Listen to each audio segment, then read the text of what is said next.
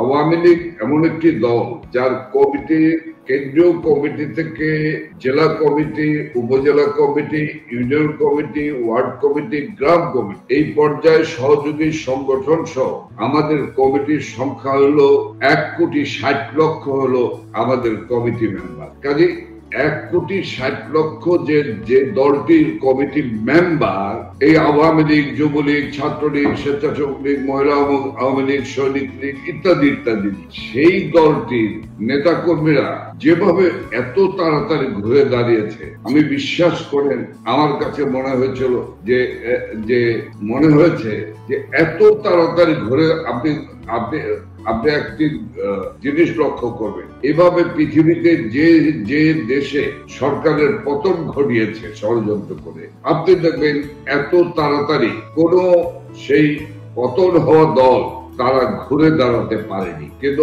আওয়ামী লীগের একটি দল যারা ঘুরে দাঁড়িয়েছে এবং লড়াই করে যাচ্ছে, নিরন্তর লড়াই করে। সেপ্টেম্বর মাস থেকে ছোট ছোট মিছিল শুরু হলো। সেই মিছিলের আকার আকৃতি সবকিছু মিলিয়ে কিন্তু এখন আওয়ামী লীগ সংগঠন, আমাদের যে লড়াই শুরু হয়েছে, লড়াই চলবে। চূড়ান্ত লড়াইয়ের জন্য প্রস্তুতি নিন। আমরা কোন একদিন কোন এক সময় আমরা ঢাকা অবরুদ্ধ করে এই ইউনূস বাহিনীকে বিদায় না করা পর্যন্ত আমরা ঢাকা এবং যমুনা ঘেরাও করে রাখবো। প্রয়োজন বোধে সেই কর্মসূচির নাম হবে March two Jamuna. Jahangir Kabir Nanak, presidium সদস্য, বাংলাদেশ আওয়ামী লীগ, সাবেক মন্ত্রী, বস্ত্র ও পাট মন্ত্রণালয়। আপনাকে অনেক অনেক ধন্যবাদ, কৃতজ্ঞতা। আসসালামু আলাইকুম। সবাই আপনাকে নিশ্চয়ই গত 13-14 মাসে জিজ্ঞেস করেছে, সেটি আমি আবারও পুনরাবৃত্তি করছি। ডিপ স্টেট ষড়যন্ত্রের কারণে আজকে বাংলাদেশ এবং বাংলাদেশ আওয়ামী লীগের যে বিপর্যয়, সেটিকে কিভাবে আপনি দেখছেন, বা আপনি যদি এখানে আত্মসমালোচনার কোনো জায়গা থাকে, মানে সেইটাকে আপনি কিভাবে বলবেন? ধন্যবাদ আপনাকে। দেখেন, একটি ডিপ স্টেট কনস্পিরেসি এবং যে কনস্পিরেসির ভিতরে দেশে এবং আন্তর্জাতিক ষড়যন্ত্র ছিল, এটি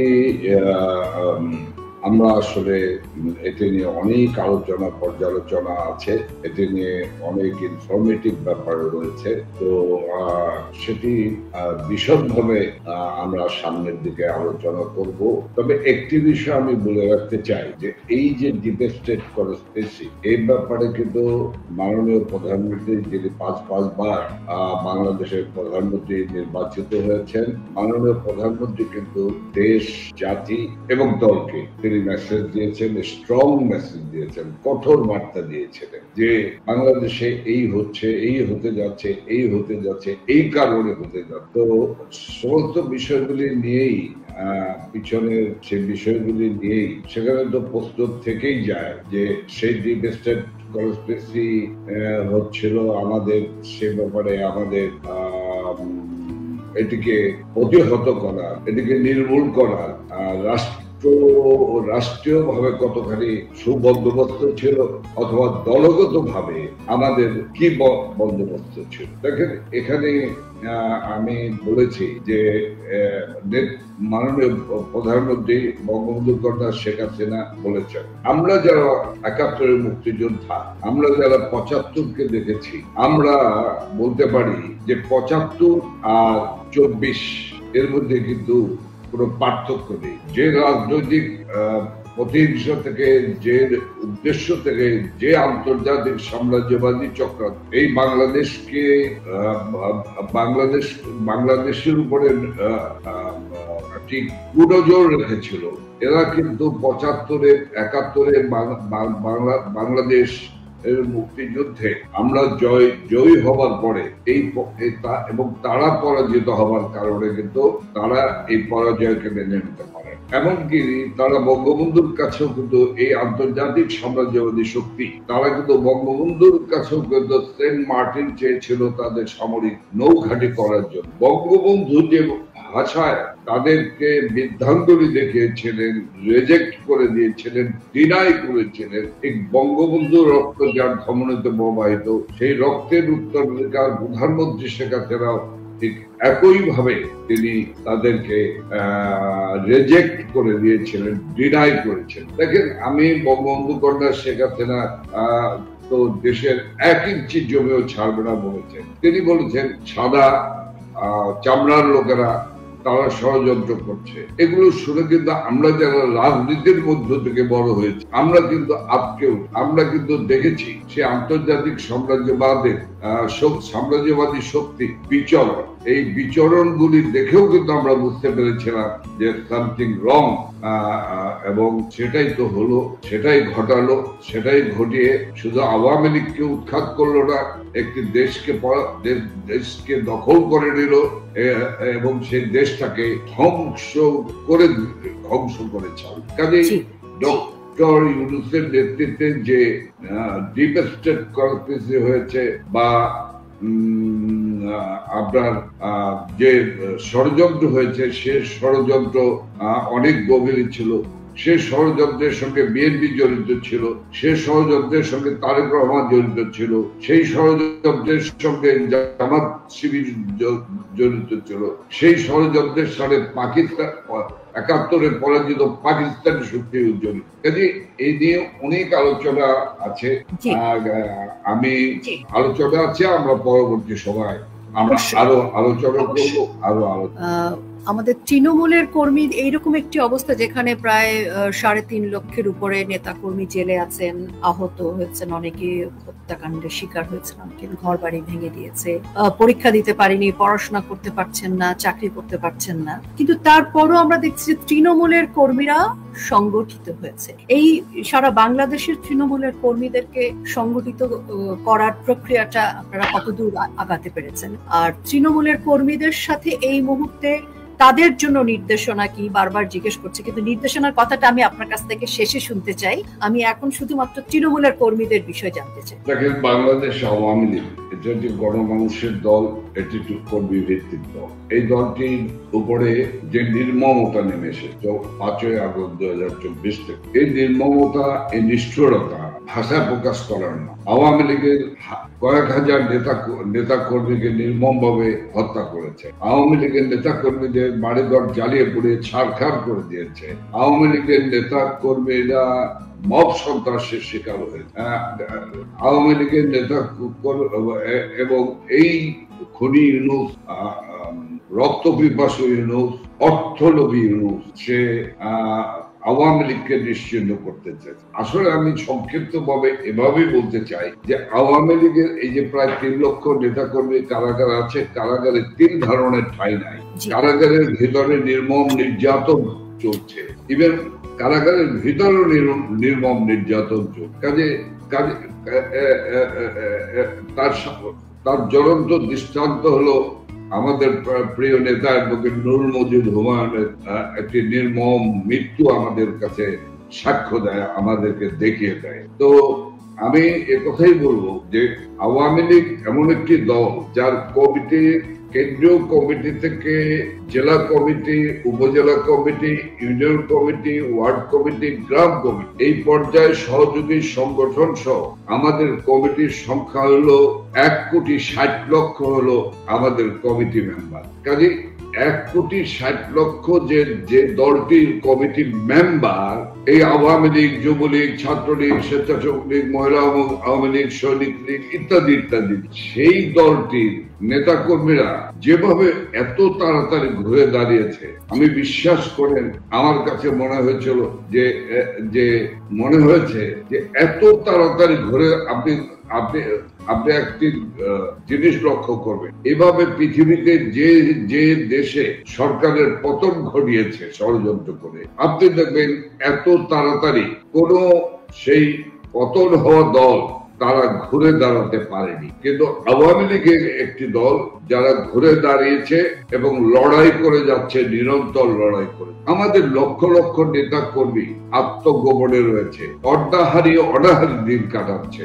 মার মৃত্যু হলে পরে ছেলে মার বুক বারের মতো মুক্তি দেখতে যেতে পারে। সন্তানের মৃত্যু হলে পিতা তা দেখতে যেতে পারছে না, দেখতে গেলেই তাকে সেখানে গ্রেপ্তার করে উৎপেতে থাকে সরকারি বাহিনী। কাজে আমি বলবো যে আপনি জানেন যে বাংলাদেশে সেপ্টেম্বর মাস থেকে ছোট ছোট মিছিল শুরু হলো, সেই মিছিলের আকার আকৃতি সবকিছু মিলিয়ে কিন্তু এখন আওয়ামী লীগ সংগঠিত। গত 24 তারিখ যে জমায়েতটি হয়েছিল, এই 24 তারিখ কিন্তু আমরা ঢাকা দখল করার কোনো কর্মসূচি ছিল, অথবা ঢাকাকে অবরুদ্ধ করে এই খুনি বাহিনীকে আত্মসমর্পণের কোনো কর্মসূচি ছিল।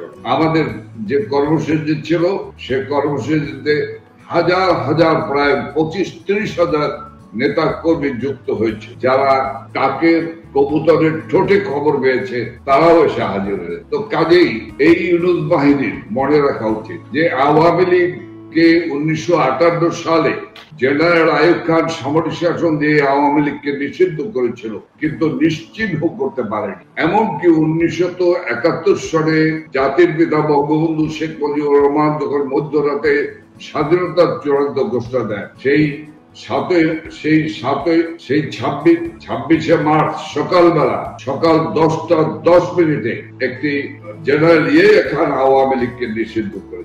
নিশ্চিত করার তো দূরের কথা, বরঞ্চ আওয়ামী লীগের নেতৃত্বেই, বঙ্গবন্ধুর নেতৃত্বেই বাংলাদেশ নামক দেশটি সৃষ্টি করেছিল, জন্ম দিয়েছিল। কাজে এই আওয়ামী লীগের নেতা কর্মীরা যে কোনো দলের নেতা কর্মীর চেয়ে আত্মত্যাগী এবং দৃঢ় মনোবল রয়েছে। আমি শুধু বলবো, এই আলোচনার মধ্য দিয়ে যারা শুনছেন, আমার ভাই বন্ধু সহযোদ্ধারা, আমাদের যে লড়াই শুরু হয়েছে, লড়াই চলবে। চূড়ান্ত লড়াইয়ের জন্য প্রস্তুতি নিন। আমরা কোন একদিন কোন এক সময় আমরা ঢাকা অবরুদ্ধ করে এই ইউনূস বাহিনীকে বিদায় না করা পর্যন্ত আমরা ঢাকা এবং যমুনা ঘেরাও করে রাখবো। প্রয়োজন বলে সেই কর্মসূচির নাম হবে মার্চ টু যমুনা। যদিও আমরা সকলেই বলছে যে নির্বাচন হবে না, নির্বাচন দেওয়ার কোনো ইচ্ছা অন্তর্বর্তী সরকারের নেই, তথাকথিত অন্তর্বর্তী সরকারের নেই। তারা নির্বাচন দেওয়ার নাম করে আসলে বাংলাদেশের পরিস্থিতিকে আরো ঘোলাটে করছে এবং সাধারণ মানুষ তাদের রায় দিয়ে দিয়েছে। সাধারণ মানুষ বলছে যদি বাংলাদেশ আওয়ামী লীগ অর্থাৎ নৌকা মার্কা না থাকে, তাহলে তারা নির্বাচন কেন্দ্রে যাবে না, ভোট দিতে চায় না। নির্বাচন নিয়ে ভাবনা বা আপনি কি বলতে চান নির্বাচন বিষয়ে? দেখেন, এই নির্বাচনটি নিয়ে আসলে ডক্টর ইউনূস সাহেব এবং তার সঙ্গে যে বিদেশ থেকে আমদানি করা উপদেষ্টারা রয়েছেন, তাদের রাজনীতির অভিজ্ঞতা নাই। তো তারা এই দেশের দলগুলি সম্পর্কে তাদের কাছে তথ্য নেই, তারা তথ্য ঘাটতির মধ্যেই। আমি শুধু বলবো যে প্রথম এই ক্ষমতা লিপ্স ইউনূস, সে ক্ষমতা ছাড়ার জন্য আসেনি, সে সহসা ক্ষমতা ছাড়তে চাইবে না এবং সে নির্বাচন বিভিন্ন টালবাহানা করে কিছু রাজনৈতিক দল যেমন বিএনপি, জামাতে ইসলাম, অপরাপর ইসলামিক দলগুলি, এগুলিকে মূলা ঝুলিয়ে তারা সকলেই ক্ষমতার স্বপ্ন দেখেন। তো ক্ষমতায় যাওয়ার স্বপ্ন দেখেন, প্রধানমন্ত্রী হওয়ার স্বপ্ন দেখেন। আমি যে কথা বলছিলাম যে ইউনূস সাহেব এই নির্বাচন দেবেন, 1। 2 হলো বাংলাদেশ আওয়ামী লীগকে এই শতকরা 40 থেকে 43% যে দলটির সমর্থন রয়েছে, যে দলটির সমর্থন বেড়ে এখন 60-এর উপরে এসেছে, সেই দলটিকে বাদ দিয়ে নির্বাচন করবে। আমি ইউনূস সাহেবকে অনুরোধ করবো যে যান, উনি গিয়ে খালেদা জিয়াকে জিজ্ঞাসা করুন যে খালেদা জিয়া এভাবে আওয়ামী লীগকে বাদ দিয়ে একটি নির্বাচন পার করার চেষ্টা করেছিলেন, ক্ষমতায় পাকাপোক্ত হয়ে বসতে চেয়ে, তখন হাওয়া ভবনে এই তারেকরা আরেকটি বিকল্প সরকার গঠন করেছিল, কিন্তু সেই নির্বাচনে 15 দিনও পার হতে পারে না। 15 দিনের মধ্যে কিন্তু আমরা খালেদা জিয়াকে সেই ক্ষমতাচ্যুত করেছিলাম এবং ক্ষমতা হস্তান্তর করতে বাধ্য হয়েছে। কাজে আমরা এখনো আমাদের যে পদক্ষেপগুলি, এই পদক্ষেপ দিয়ে যারা বলেছিলেন, সেই ভদ্রলোককে আমার সামনাসামনি জিজ্ঞাসা করতে ইচ্ছে করে, যিনি বলেছিলেন আওয়ামী লীগ মারা গেলে জানাজা পড়ার লোক পাওয়া যাবে না। ভদ্রলোক আওয়ামী লীগের শিকড় সম্পর্কে ওর ধারণা নেই, আওয়ামী লীগের শিকড় এবং আওয়ামী লীগের নেতা কর্মীদের সম্পর্কে ওর ধারণা নেই।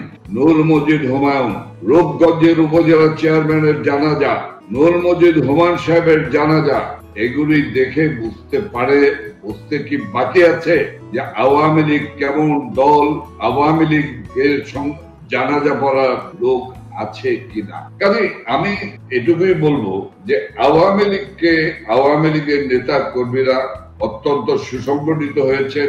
আমাদের প্রিয় নেত্রী, প্রাণপ্রিয় নেত্রী শেখ হাসিনা তার দলীয় নেতা কর্মীদের সঙ্গে এই 8ই আগস্ট থেকে কথা বলে যাচ্ছেন। 8ই আগস্ট থেকে তিনি কথা বলে যাচ্ছেন তৃণমূল নেতা কর্মীদের সঙ্গে। তৃণমূল নেতা কর্মীরা এখন অনেক সাহসী, তারা মৃত্যুবরণ করার জন্য প্রস্তুত রয়েছে, কারণ দেশ একটি সেই স্বাধীন বাংলাদেশ এখন একটি পাকিস্তানি ভূমিতে পরিণত হচ্ছে। কাজে আমি বিশ্বাস করি যে দেখেন আওয়ামী লীগের নেতা কর্মীরা সুসংগঠিত রয়েছে। আমরাও আমাদের নেত্রীর নির্দেশনা অনুযায়ী সারা বাংলাদেশের কথা বলছি, নেত্রীর নির্দেশনা পৌঁছে দিচ্ছি। কাজে আওয়ামী লীগকে বাদ দিয়ে নির্বাচন এটি হবে না, এটি করতে দেওয়া হবে না। আর আমাদের প্রাণপ্রিয় নেত্রী, প্রাণের নেত্রী প্রধানমন্ত্রী শেখ হাসিনা, যিনি মুখ থুবড়ে পড়া বাংলাদেশ, অন্ধকারে নিমজ্জিত বাংলাদেশ, শিক্ষাঙ্গনের ধ্বংস হওয়া বাংলাদেশ, শিল্প ধ্বংস হওয়া বাংলাদেশকে উন্নয়নের রোল মডেলে পরিণত করেছিলেন, সেই বাংলাদেশকে ধ্বংস করে দিয়েছে এই ইউনুস। একটি মতলববাদ মানুষ। একথা নেত্রী, প্রাণের নেত্রী বারবার জাতির কাছে ওপেন মাউথ বলেছিলেন। উনি যা বলেছিলেন, নেত্রী শেখ হাসিনা যা বলেছিলেন ইউনুস সম্পর্কে, সেটাই বাংলাদেশের মানুষ আজকে হারে হারে টের পাচ্ছে। কাজেই বাংলাদেশের মানুষ এখন কিন্তু এই ইউনুসের কাছ থেকে এবং এই আমদানি করা এই উপদেষ্টাদের কাছ থেকে তারা মুক্তি চায়। জি, কারণ বেশিরভাগেরই বিদেশি পাসপোর্ট, তাদের বাংলাদেশের জনগণের সাথে কোনো সম্পৃক্ততা নেই। আর আমরা তো যতই নোবেল পাক, আমরা সেই ইউনুস সাহেবকে কখনোই বাংলাদেশের জনগণের কল্যাণের জন্য একটি কাজও করতে দেখিনি। এবং গত 13-14 মাসেও বাংলাদেশের গার্মেন্টস ইন্ডাস্ট্রি থেকে শুরু করে সবকিছু বন্ধ হয়েছে, সমস্ত মানুষজন তার চাকরি হারিয়েছে, অর্থনৈতিকভাবে দেশ ভঙ্গুর পরিস্থিতিতে, বিনিয়োগ আসেনি কোনো। এবং শেয়ার বাজারের কথা তারা আগে বলেছিল, শেয়ার বাজার নাকি 15 বছর শেষ করে দেওয়া হয়েছে, কিন্তু এই 14 মাসে বাংলাদেশের জনগণ কিন্তু বুঝে গেছে যে তারা কি পরিমাণ লুণ্ঠন করেছে, কি পরিমাণ তারা বাংলাদেশের অর্থ সম্পদ পাচার করছে, দুর্নীতি করছে। কোটানা মেধার কথা বলে তারা আজকে ক্ষমতায় এসেছে, কিন্তু আমরা দেখছি যে তাদের এক একজন যে পরিমাণ টাকা বিদেশে পাচার করেছে, যে পরিমাণ দুর্নীতি করেছে, সেটা কিন্তু আজকে জনগণের কাছে স্পষ্ট।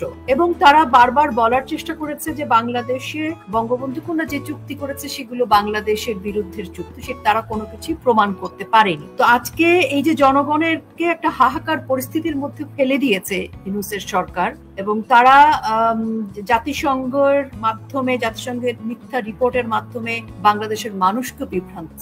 এবং আজকে যে ঘটনাটি বাংলাদেশে ঘটছে সেনাবাহিনীর ক্ষেত্রে, আমরা দেখছি যে সেনাবাহিনীর 23 জন সার্ভিং অফিসারকে তারা সেনাবাহিনীর যে রুলস আছে সেটি এবং সংবিধান অনুযায়ী যে আইন আছে সে কোনোটাই নিয়মতান্ত্রিক ভাবে পালন করা হয়নি। আমরা দেখছি যে প্রতিষ্ঠান হিসেবে পুলিশ প্রশাসনকে যেমন আক্রান্ত করা হয়েছে, আজকে সেনাবাহিনীকেও কিন্তু সেভাবে আক্রান্ত করে একটা বাংলাদেশে অস্থিতিশীল পরিস্থিতি তৈরি করেছে।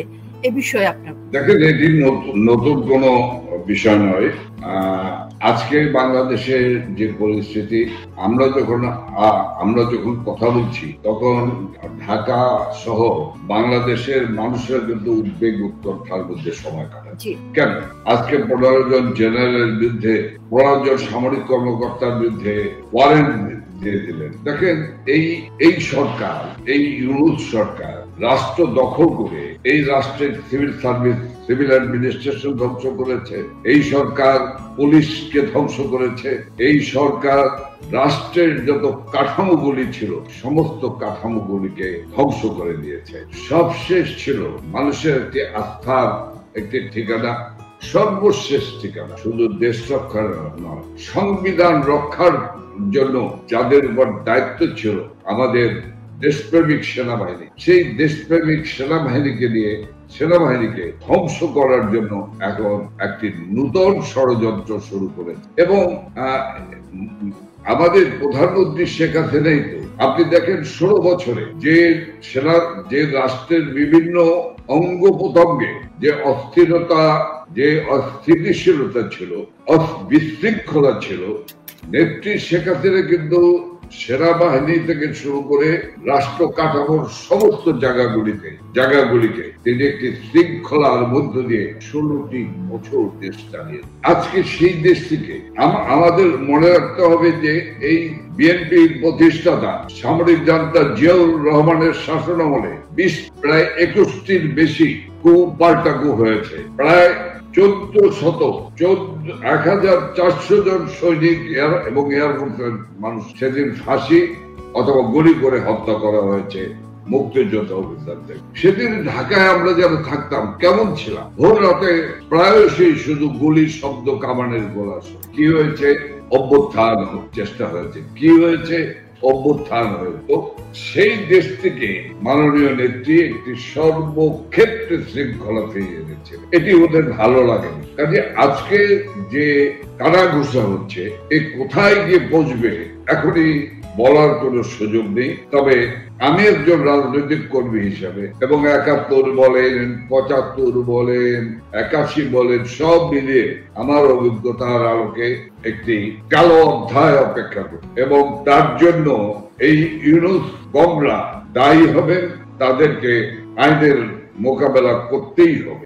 আমরা শুনছি যে তারা আলী রিয়াজের মতো একজন প্রবাসী বাংলাদেশী, যিনি বিদেশি পাসপোর্ট হোল্ডার, তিনি তারা সংবিধানকে পরিবর্তন করতে চান যাতে তাদের কারোরই কোনো রকমের কোনো বিচার না। কারণ তারা যে কাজটি করেছে সেই অবৈধ অসাংবিধানিক সরকার গঠন করা, যেটি সংবিধানের ভেতর নেই, এবং তারা যারা রাষ্ট্রদ্রোহিতার কাজ করেছে রাষ্ট্রের সাথে, আমরা শুনছি তারা সেফ এক্সিটের কথা বলছে। আমরা শুনছি তারা সংবিধান পরিবর্তন করে নিজেদের মতো করে গণভোট করবে, নিজেদের মতো করে সংসদ করবে। এই যে একটা আরো ঘরের ভেতর আমরা ডিপ স্টেটের চক্রান্ত দেখেছি, এখন দেখছি আমাদের অভ্যন্তরে আরেকটি চক্রান্ত চলছে। এই চক্রান্ত বাংলাদেশের জনগণকে নিয়ে বাংলাদেশ আওয়ামী লীগ কতটা রুখে দিতে পারবে? দেখেন একটা কথা আমি আপনাকে বলি, সেটা হলো একটি মিথ্যা কথাকে শত মিথ্যা কথা দিয়ে ঢাকার চেষ্টা করা হয়। একটি মিথ্যা জিনিসকে শত মিথ্যা দিয়ে ঢাকার চেষ্টা করেও কিন্তু ঢাকা যায়। 5ই আগস্ট যে অপরাধ করেছে, যারা অপরাধ করেছে, সাংবিধানিক নির্বাচিত সরকারকে যারা উৎখাত করেছে, যারা সরকারি প্রতিষ্ঠানগুলিতে আগুন জ্বালিয়ে পুড়িয়ে ছারখার করে দিয়ে, তারা এখন সংবিধান পরিবর্তনের মালিকানা নিয়ে জনগণ তাদেরকে কোন দায়িত্ব দিয়েছে? তারা কি জনগণের প্রতিনিধি? তাদের এই এখতিয়ার আছে? কাজে একটি অবৈধ সরকারের যেসব কমিশন করেছে, যে কমিশন করেছেন আলী রিয়াজ সাহেব দিয়ে শুরু করে, সকল কমিশনই হলো একটি অবৈধ কমিশন। সেটা আলী রিয়াজ সাহেবের কমিশন, সেটা আইসিটি, যেটা আদালত চালিয়ে আমার বাংলার জনগণের প্রিয় নেত্রীকে যারা কালিমা লেপন করার অপচেষ্টা করছে, এর কোনটাই বৈধ নয়। সমস্ত অবৈধকে বৈধ করার একটি অপচেষ্টা।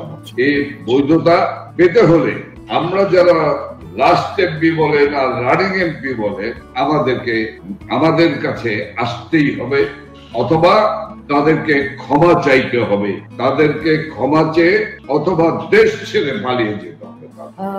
বাংলাদেশের মানুষ কিন্তু বলছে যে তাদের ক্ষমা হবে না এবং তাদের কাউকে পালিয়ে যেতে দেওয়া হবে। এ বিষয়ে আপনার কি মন্তব্য? আমার কাছে মানে এই কথাটাই একজন কমেন্টস করেছে।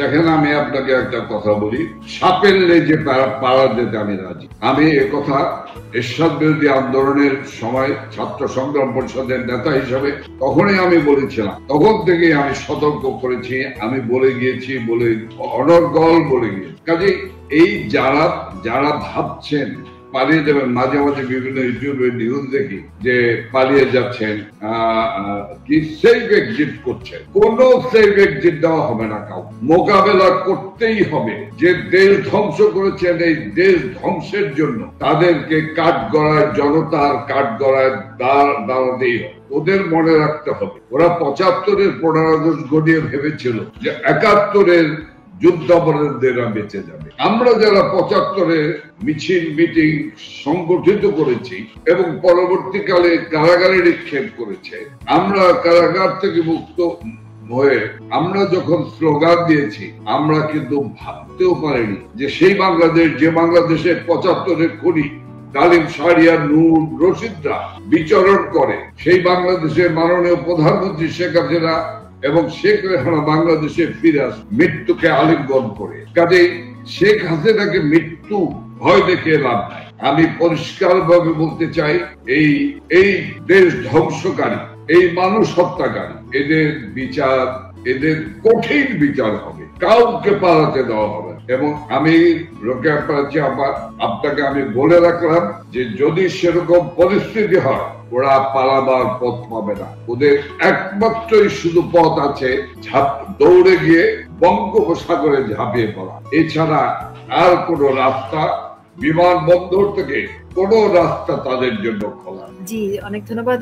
বঙ্গোপসাগরের যেখানে আমরা দেখছি মার্কিনী জাহাজ এসে অপেক্ষা করছে, ঘোরাফেরা করছে। কেউ কেউ বলছে যে সেইখানে জাহাজগুলো আসলে কেন ঘোরাফেরা করছে, যদি এয়ারপোর্ট বা অন্য কোনো পথ না থাকে তাহলে কি সেখানকার কেউ সেখান থেকে এসে বিশেষ কাউকে সেফ এক্সিট দিবে কিনা, এরকম কথাও কিন্তু আজকাল আমাদের সাধারণ জনগণ বলছে। যে কথাটি আমি বলতে চাই সেটি হচ্ছে, আমরা দেখেছি নেপালেও যখন অভ্যুত্থান হয়েছে, সেখানে যিনি সরকার প্রধান হয়েছেন সুশীলা কার্কি, তিনি বলেছেন যে 3 মাসের মধ্যে নির্বাচন দিতে হবে এবং যারা দেশের স্থাপনা ধ্বংস করেছে, হত্যাযজ্ঞ চালিয়েছে, প্রত্যেকের বিচার করতে হবে প্রচলিত যে আইন এবং সংবিধান অনুযায়ী যে আইন রয়েছে। কিন্তু আমরা দেখলাম বাংলাদেশে 15 জুলাই থেকে 8ই অগস্ট পর্যন্ত যা কিছু ঘটেছে, সেটার জন্য সকল হত্যাকাণ্ড, সকল স্থাপনা ধ্বংস থেকে শুরু করে এমনকি রাষ্ট্রের যে বিশেষ প্রশাসন, পুলিশ বাহিনীর 3600 সদস্যকে হত্যা করা, 450-র মতো থানা ধ্বংস করা, কারাগার লুট করা, অগ্নিসংযোগ করা, অস্ত্র লুট করা, এই সকল কাজের জন্য ইন্ডেমনিটি দিয়ে দেওয়া হলো। অর্থাৎ এই ইন্ডেমনিটি দিয়ে তারা বাংলাদেশের সকল সন্ত্রাসী জঙ্গিদেরকে একটি বার্তা দিল যে তারা চাইলে পুরো রাষ্ট্রকে একটা নির্মম নির্যাতনের রাষ্ট্রে পরিণত করতে পারে। এবং সেই হিসেবে আমরা দেখছি রাষ্ট্রের পৃষ্ঠপোষকতায় মব বাহিনী বাংলাদেশ আওয়ামী লীগের নেতা কর্মী সহ সাধারণ জনগণের উপর তারা হত্যাযজ্ঞ চালাচ্ছে এবং আজকে রক্তাক্ত বাংলাদেশ। দেখেন, আমি যে কথা বলছিলাম সেই কথাটার একটি অংশ রয়ে গেল।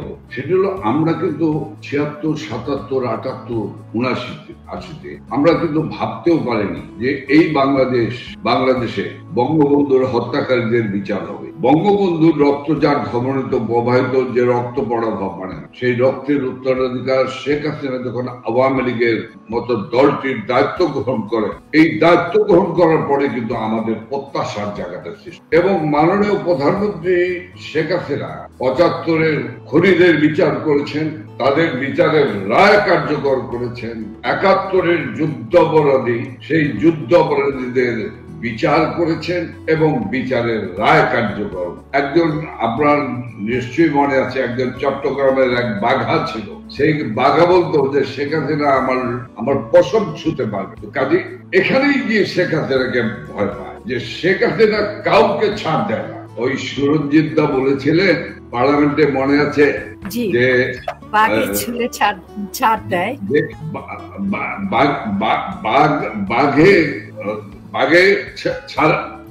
ছাড় দেয়, কিন্তু শেখ হাসিনা কিন্তু কাউকে ছাড় দেয় না। এবং উনি দেখবেন, ওনার বক্তৃতায় উনি এই কথাগুলো, বক্তব্যগুলিতে প্রায়শই মিটিংয়ে বলেন যে আমাকে আল্লাহ তাআলা রাব্বুল আলামিন বাঁচিয়ে রেখেছেন এই দস্যু, এই হায়নাদের রূপগুলি দেখার জন্য এবং হায়নাদের বিচার করার, হায়নাদের সঠিক ভাবে বিচার করার জন্য। কাজে আমি আপনাকে বলতে পারি যে ওরা নিজেরাও জানে যে ওদের কোনো পথ নেই। ওরা আওয়ামী লীগকে নিষিদ্ধ। ওরা যে ছাত্রলীগ 1948 সালে সর্বপ্রথম বঙ্গবন্ধু শেখ মুজিবুর রহমান প্রতিষ্ঠা করেছে, যে ছাত্রলীগের নেতৃত্বে বাংলাদেশে 62 হাবিবুর রহমান শিক্ষা কমিশন রিপোর্ট বিরোধী আন্দোলন, 54 যুক্তফ্রন্ট নির্বাচনে মুখ্য ভূমিকা পালন, 66 6 দফা ভিত্তিক আন্দোলন, 69 ছাত্র গণ আন্দোলন, 11 দফা ভিত্তিক আন্দোলন, 71 মুক্তিযুদ্ধের মুখ্য ভূমিকা পালনকারী সেই ছাত্রলীগকে নিষিদ্ধ করে, সেই ছাত্রলীগকে আওয়ামী লীগকে নিষিদ্ধ করে কি চায় বাংলাদেশে? আমরা আজও বেঁচে আছি, মুক্তিযোদ্ধা হিসেবে বেঁচে আছি, বঙ্গবন্ধুর শরীর হিসেবে বেঁচে আছি, সারা বাংলাদেশ বেঁচে জেগে আছে। সারা বাংলাদেশ এখন অপেক্ষা করছে, আবাল বৃদ্ধ বনিতা মহিলা পুরুষ সবাই অপেক্ষায় আছে কখন রাস্তায় নামবে। যখন রাস্তায় নামবে সবাই, তখন ওরা পালাবার পথ পাবে। আমি একটা সমালোচনা করতে চাই, যেহেতু আমি এবং এই সমালোচনাটা অনেক হয় এবং এটা এখন সবচাইতে বেশি কথিত সমালোচনা। বাংলাদেশ আওয়ামী লীগের এই 15 বছরে বিএনপি তার ব্যবসা বাণিজ্য ঠিকঠাক মতো করতে পেরেছে। বিএনপির লোকজন পড়াশোনা করেছে, চাকরি করেছে, জামাত ইসলামের লোকজন তাদের ব্যবসা প্রতিষ্ঠান করেছে, চাকরি বাকরি পরিবার পরিজন নিয়ে যথেষ্ট ভালোভাবে থেকেছে। এই 15 বছরে বাংলাদেশ আওয়ামী লীগের রাজনীতিতে বা বাংলাদেশ আওয়ামী লীগের সরকার কোনোভাবেই তাদেরকে নিষিদ্ধ বা তাদেরকে একটু কোণঠাসা করা বা এমন কোন পরিস্থিতি কেন তৈরি করলো না, যে পরিস্থিতিটা আজকে বাংলাদেশ আওয়ামী লীগ, ছাত্রলীগ, যুবলীগ, স্বেচ্ছাসেবক লীগ সহ সকল অঙ্গ সংগঠন এবং ভাতৃপ্রতিম যে সংগঠনগুলো আছে, এমনকি বঙ্গবন্ধুর সমর্থক, মুক্তিযুদ্ধের পক্ষের সমর্থক, মুক্তিযুদ্ধের পরিবার, শহীদ পরিবার, শিল্পী, সাহিত্যিক যারা প্রগতিশীলতার কথা বলে, ধর্মনিরপেক্ষতার কথা বলে, অসাম্প্রদায়িক চেতনার বাংলাদেশের কথা বলে, আজকে 5ই আগস্ট থেকে শুরু করে সকলেই আক্রান্ত, ভয়ঙ্কর ভাবে আক্রান্ত।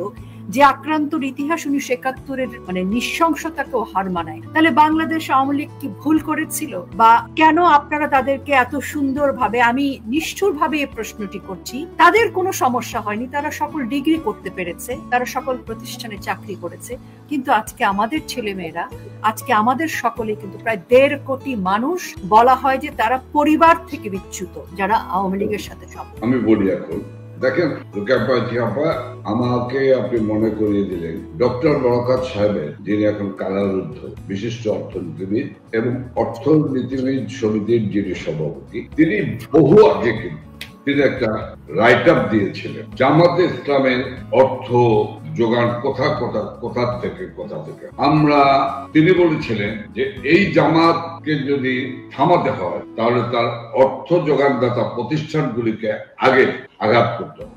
আমরা কিন্তু সেটাকে মূল্য দেই নেই। একথা স্বীকার পেতে আমার কোনো অসুবিধা নেই। আমার মনে হয় কি যে আমরা তো একটি রাজনীতি, একটি দর্শন মস্তিষ্কে ছিল।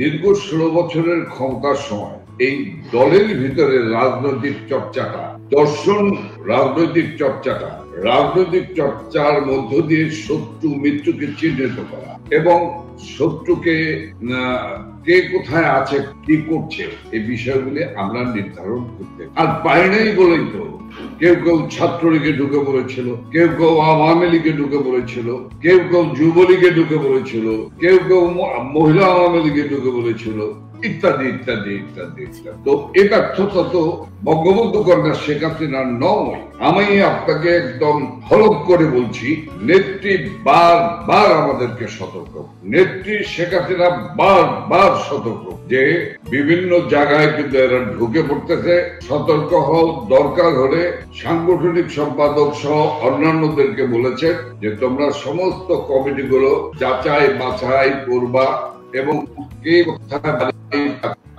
পরিবারগুলি নিয়ে যাও। দেখেন একটা জিনিস, আমি ওই যে আবার সেই আলোচনায় আসলাম, আমরা 72 থেকে 75 এমনি ভাবে অনেক রাজাকার আলবদর আরশাদকে আমরা এভাবে ভুলে গিয়েছি। আবার আমি আরো উলঙ্গ ভাবে কথা বলতে পারি, কিন্তু আমি বলবো না এখন। এখনো বলা ঠিক একই ভাবে এই দীর্ঘ 16 বছরে বড্ড রাজনৈতিক চর্চা, বড্ড অনুপস্থিত ছিল লোকের, এবং রাজনৈতিক যে যুদ্ধটা 71 থেকে শুরু হলো, এবং সেই রাজনৈতিক যুদ্ধটাই যে ছিল চলমান প্রতিদিন প্রতি মুহূর্তে, সেই জায়গাটাকে আমরা লক্ষ্য করতে পারি। আমরা রাজনীতি নিয়ে আলোচনা করতে পারিনি। আমরা তো একটি মুক্তিযুদ্ধের চেতনার দল, কিন্তু দেখেন আমরা কোথায় ছিলাম, আর ওরা জামাত, শিবির, বিএনপি, ঠিক বলেছেন, তাদের শিল্প প্রতিষ্ঠান চলেছে বিএনপি জামাতের লোকদের, তাদের ব্যাংক চলেছে, তাদের মহিলারা শাড়ি পরে বাড়িতে গিয়ে কি বলে, কি দাওয়াত না কি বলে, এগুলো দিয়েছে। আমরা কিছুই দেখিনি, আমরা দেখার সময় হয়নি। এই বিষয়গুলি কিন্তু একটি মাল্টিক্লাস পার্টি হিসাবে একটি বিরাট দুর্বল জায়গা। আমাদের প্রিয় নেত্রী শেখ হাসিনা কিন্তু অনেক কঠিন কথা বলেছেন, আমার অনেক কঠিন কথা, সেটা আমি বলবো না। আমি মরে গেলে আমার জীবনীতে পাবেন, অনেক কথা আছে। তো আজকে আমার ধারণা যে আওয়ামী লীগ আজকের প্রেক্ষাপটে নেত্রী যখন বলছে তোমার বাড়ি কে পুড়িয়েছে, নাম লেখো, নোট করে রাখো। আমরা কি রাখছি? হয়তো কেউ রাখছে, অনেকে রাখে। আমার একজন নেতাকে হত্যা করেছে পৈশাচিক ভাবে, আমরা কি তাদের নাম রেখেছি? তাদের সম্পর্কে আমরা সমস্ত কিছু রাখছি, তথ্য আমরা কেউ রাখছি, কেউ রাখছে না, বাট রাখতে হবে।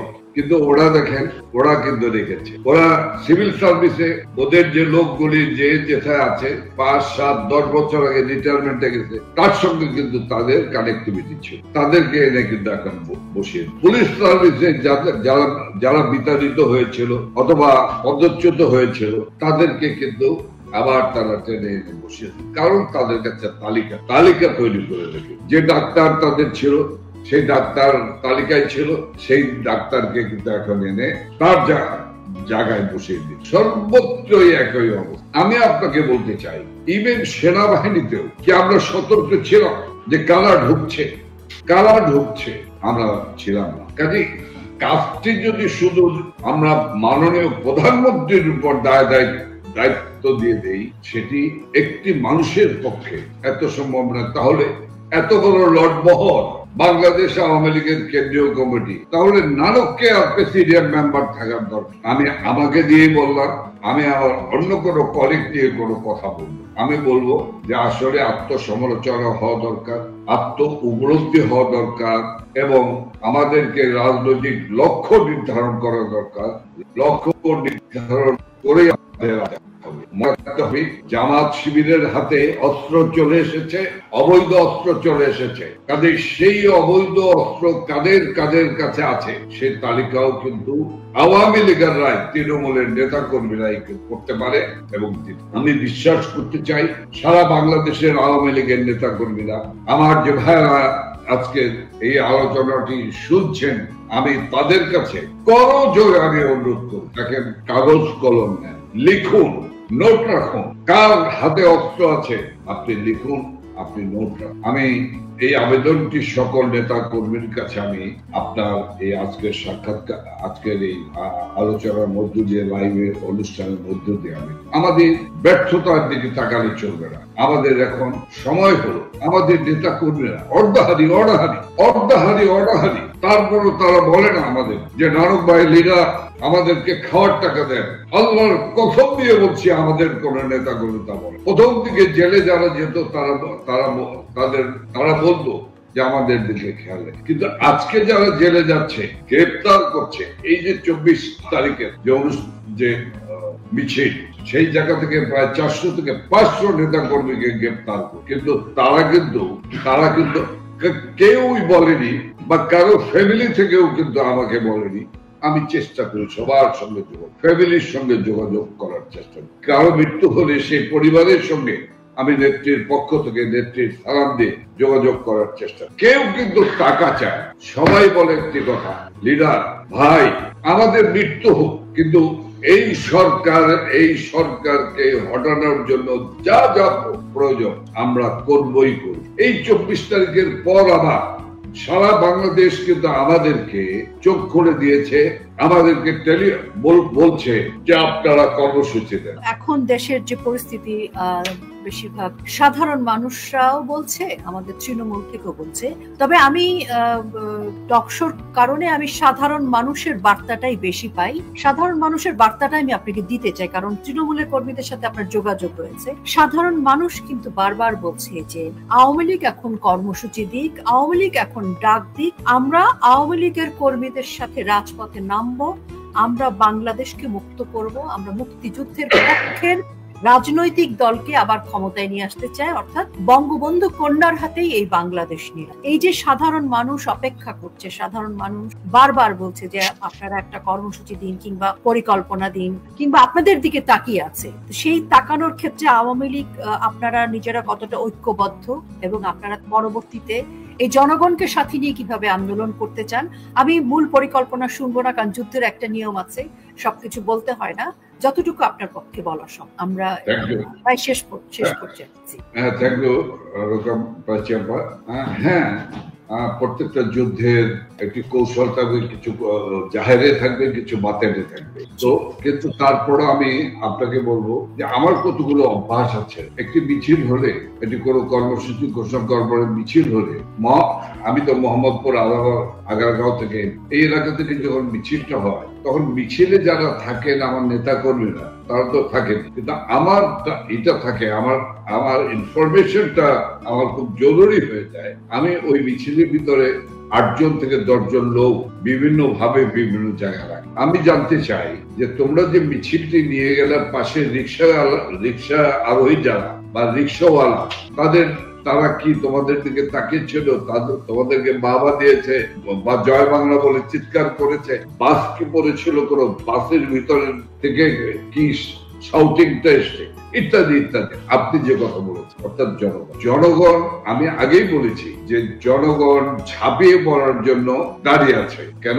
জনগণ তো দিশেহারা হয়ে গেছে। একটি মানুষ নিম্ন মধ্যবিত্ত শ্রেণীর একটি মানুষ, সে তার মেয়েকে স্কুলে, তার মেয়েকে কলেজে যাওয়ার মতো সব সাহসিকতা হারিয়ে ফেলেছে। কারণ এই দস্যুরা পথে যদি তাকে ধর্ষণ করে, এই দস্যুরা যদি তাকে কোন রকম বেইজ্জতি করে, বাজারে যাবেন, বাজার নিত্য প্রয়োজনীয় দ্রব্যমূল্য এমন পর্যায়ে গিয়েছে। আপনি জানেন, এই যে আমেরিকা থেকে লাট বাহাদুর আসলেন, এই যে সুদী মহাজন বিমানে বসে, তার এক স্টাফ বলছেন, স্টাফ অফিসার, স্যার নিত্য প্রয়োজনীয় জিনিসের দাম কিন্তু অনেক হয়েছে, এটা আমাদের নিয়ন্ত্রণে আনা দরকার। তোমার কি মাথা খারাপ হয়েছে? নিত্য প্রয়োজনীয় জিনিসের দাম বেশি থাকতে হবে, বেশি যদি না থাকে তাহলে, কম মূল্য যদি থাকে তাহলে এরা সব পিছিয়ে আসবে। এই হলো সুদী মহাজনের মূল। কাজে আমাদেরকে বিষয়টি হলো এভাবে নিতে হবে যে আমাদেরকে সারা দেশে মানুষ ঝাঁপিয়ে পড়ার জন্য আমরা এগিয়ে যাচ্ছি। আমি এই টকশোর মাধ্যমে আমি কথা দিতে পারি, বৃহত্তর কর্মসূচির জন্য আমাদের প্রস্তুত। তবে সরকারকেও সাথে সাথে বলবো, গণতন্ত্রের পথ যদি রুদ্ধ করে দেন, তাহলে তার ফলাফল ভালো হবে না। অনেক ধন্যবাদ। পলাতক শেখ হাসিনা 1 বছর পরও মাটিতে নামলেন না, জনগণের মুখোমুখি হলেন না, তবে আক্রমণ চালিয়ে গেলেন ভার্চুয়ালি। প্রশ্ন উঠছে, এই কি জননেত্রীর দায়িত্বশীলতা? শেখ হাসিনার ভাষণে ছিল একগুচ্ছ হুমকি, পুরনো অভিযোগ আর বিরোধীদের দোষারোপ। কিন্তু প্রশ্ন হচ্ছে, নির্বাচন নিয়ে কোনো জবাব নেই। ডক্টর ইউনূস, সেনাবাহিনী, গণমাধ্যম সবাইকে একহাত নিলেন, অথচ নিজের দলের ভেতরের দুর্নীতি নিয়ে একটাও কথা বললেন না। তিনি দাবি করলেন দেশ উন্নয়নের পথে, কিন্তু সেই উন্নয়ন কি শুধুই ভার্চুয়াল? যেখানে জনগণ নেই, গণতন্ত্র নেই, ভোট নেই, সেখানে কিসের উন্নয়ন? 1 বছর ধরে দেশের বাইরে থেকে ভার্চুয়াল বক্তৃতা দিলেও তিনি দেশে ফিরছেন না কেন? জনগণের সামনে দাঁড়াতে ভয় পাচ্ছেন কেন? আইন আদালতের মুখোমুখি না হয়ে কেবল হুমকি ধামকি দিলেই কি নেতৃত্ব প্রমাণিত হয়? এটাই কি সেই নেতৃত্ব যার উপর বাংলাদেশ ভরসা রাখবে? বাংলাদেশের ভবিষ্যৎ কি ভার্চুয়াল বক্তৃতায় বন্দী থাকবে, নাকি জনগণ এবার নিজেদের সিদ্ধান্ত নেবে মাঠে নেমে? আপনার মতে শেখ হাসিনার ভার্চুয়াল বক্তব্য কি বাস্তব রাজনৈতিক দায় এড়ানোর চেষ্টা, নাকি কৌশলগত পাল্টা আক্রমণ? তো আজকে এই পর্যন্তই, কিন্তু প্রশ্নগুলো এখানেই শেষ নয়। এই দেশ, এই রাজনীতি, এটা আমাদের সবার। আপনি, আমি, আমরা সবাই মিলে গড়ে তুলব সচেতনতার একটা মঞ্চ। আপনার ভাবনা, আপনার চিন্তা এবং আপনার মতামত আমাদের দরকার। তাই কমেন্টে লিখে জানান এই মুহূর্তে আপনি কি ভাবছেন এবং আপনি কোন দিকে তাকাচ্ছেন। রিপাবলিক অ্যান্ড পলিটিক্স কেবল খবর বা বক্তব্যের জায়গা নয়, এটা একটা ভিন্ন মতের প্ল্যাটফর্ম। এখানে প্রশ্ন করার সাহস আছে, সত্যের পেছনে ছুটে চলার স্পর্ধা আছে। চ্যানেলটি ভালো লাগলে অবশ্যই সাবস্ক্রাইব করে পাশে থাকুন, কারণ একটা ক্লিকেই হতে পারে হাজারো অন্ধকার ভেদ করে আলো খোঁজা শুরু। ফিরছি পরের পর্বে আরও খোলামেলা বিশ্লেষণ নিয়ে। সে পর্যন্ত সবাই ভালো থাকুন, সুস্থ থাকুন। আল্লাহ হাফেজ।